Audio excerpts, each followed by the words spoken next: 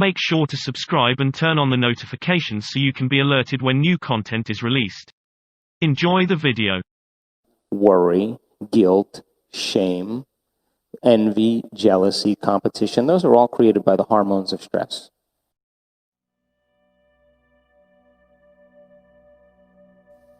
And so then, we did an experiment in February of this year in our advanced workshop. I randomly selected 120 people, and I wanted to measure their cortisol levels, which is the stress hormone level, and I wanted to measure another chemical called IgA, immunoglobulin A, or salivary immunoglobulin A, the primary defense against bacteria and viruses in your body, better than any flu shot. And what happens is that when your stress hormones go up, your immune system goes down. Because as you begin to mobilize all this energy for some threat in your external environment, real or imagined, you rob the energy in your internal environment for growth and repair. So if you keep turning on the fight or flight response, you keep turning on the sympathetic nervous system, and you're mobilizing all this energy, you're drawing from this invisible field of vital energy around your body, and you're turning it into chemistry. And if you keep doing that, the field around your body shrinks. And now you are more matter and less energy, more particle and less wave. And now in your life, you are matter trying to change matter. And it's going to take time to get what you want. But as you keep diminishing your vitality, and you keep robbing from this field, the immune system begins to shut down. Because all the troops are fighting some war abroad and there's no homeland security, and IgA levels go down. So we randomly selected 120 people, and we measured their cortisol levels, and we measured their IgA levels. Now when you're under stress, the emotions that you feel under stress is anger, hostility, frustration, impatience, fear, anxiety, worry, guilt, shame, envy, jealousy, competition. Those are all created by the hormones of stress. And psychology says those are normal human states of consciousness. Those are altered states of consciousness. Because living in stress is living in survival. And stress is when your brain and body are knocked out of balance. Stress is when your brain and body are knocked out of homeostasis. Are you with me? So, I reasoned, well, what if the reverse was actually true? What if people were taught how to open their heart?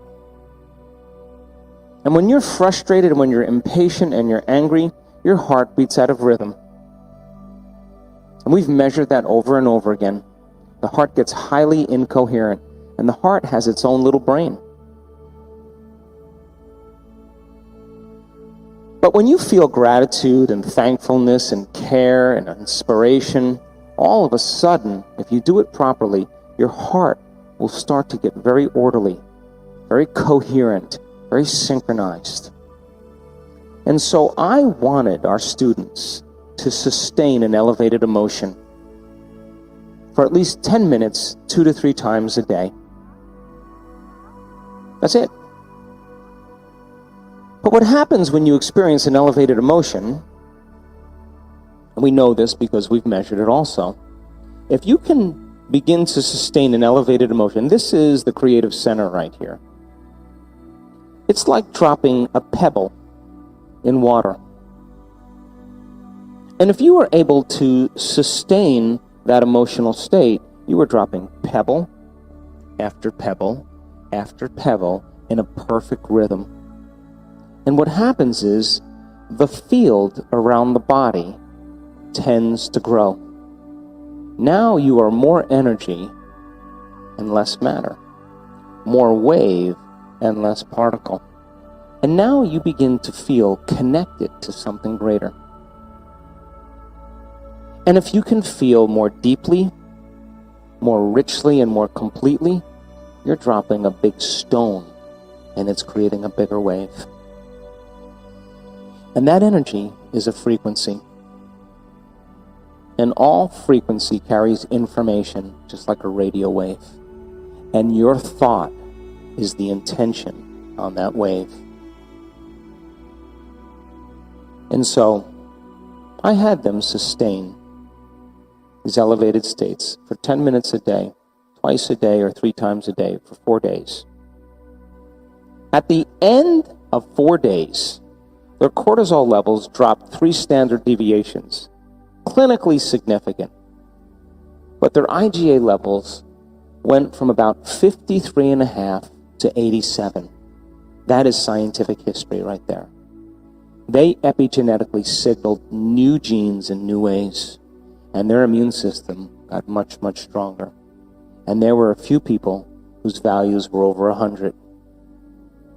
10 minutes of gratitude a day could heal you. It's better than any flu shot. So then, living in stress is living in survival.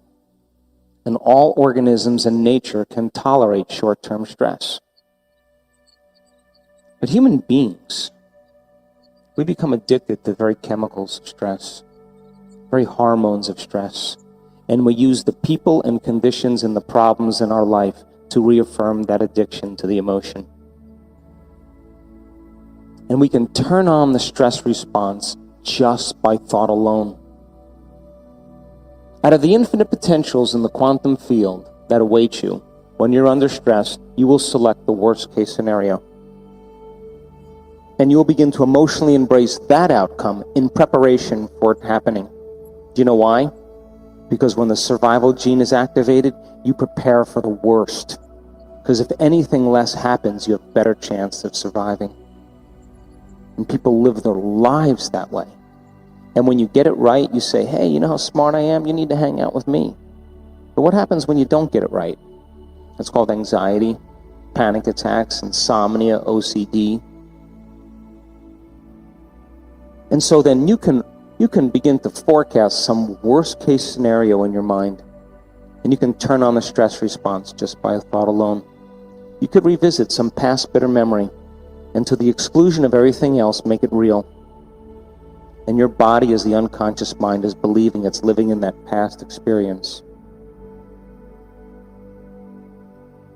When you turn on the stress response and you can't turn it off, now you're headed for disease. Because no organism in nature can live in emergency mode for extended periods of time. And it is a scientific fact that the hormones of stress down-regulate genes and create disease. It's a fact. And if you can turn on the stress response just by thought alone, and those chemicals pull the trigger of the gene to create disease, that means that your thoughts can literally make you sick. So if your thoughts could make you sick, is it possible that your thoughts could make you well? And if those chemicals are highly addictive and you can turn on the stress response just by thought alone, you can get addicted to your own thoughts. And if you use the people and conditions in your life to reaffirm some emotional addiction, you become addicted to the life you don't even like. And then the unknown becomes a scary place, because in survival, better chances of running from the unknown and facing it. So then when you draw from this vital field of energy and you turn it into chemistry, and the field around your body shrinks, and you are more matter and less energy, more particle, less wave, you become a materialist. And you define your reality with your senses, because when that stress response is turned on, your attention is on the outer environment, because that's where the danger is. And our brain narrows its focus on one thing. And how many people here have been stressed and you obsess about the same thought over and over again?